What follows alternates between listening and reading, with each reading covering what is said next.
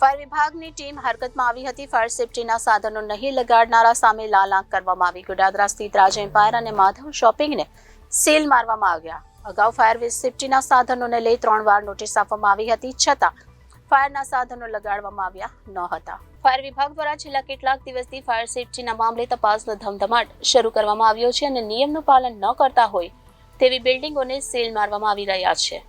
ત્યારે આજે ફાયર વિભાગની ટીમ પણ હરકતમાં આવી હતી અને ફાયર સેફટીના સાધનો નહીં લગાડનારા સામે લાલ આંખ કરી હતી. ગોડાદરા સ્થિત રાજ એમ્પાયર અને માધવ શોપિંગને સીલ મારવામાં આવ્યા હતા. અગાઉ ફાયર સેફટીના સાધનોને લઈ 3 વાર નોટિસ આપવામાં આવી હતી, તેમ છતાં ફાયરના સાધનો લગાડવામાં આવ્યા ન હતા અને મહાનગરપાલિકાની કાર્યવાહી છતાં હજુ ઘણા બિલ્ડિંગમાં ફાયર સેફટીના નિયમનું ઉલ્લંઘન થઈ રહ્યું છે, જે ગંભીર બાબત છે. મહાનગરપાલિકાના ફાયર વિભાગ દ્વારા છેલ્લા કેટલાક દિવસથી ફાયર સેફટીના મામલે તપાસનો ધમધમાટ શરૂ કરવામાં આવ્યો છે અને નિયમનું પાલન ન કરતા હોય તેવી બિલ્ડિંગને સીલ મારવામાં આવી રહ્યા છે. જેમાં ફાયર સેફટીના પ્રશ્ને ગોડાદરા સ્થિત રાજ એમ્પાયર અને માધવ શોપિંગને સીલ મારવામાં આવ્યા હતા. મહાનગરપાલિકાની ફાયર વિભાગની કાર્યવાહી છતાં હજુ ઘણા બિલ્ડિંગમાં ફાયર સેફટીના નિયમનું ઉલ્લંઘન થઈ રહ્યું છે, જે ગંભીર બાબત કહેવાય. Reporter Arvind Rathod, Janadesh news, Surat.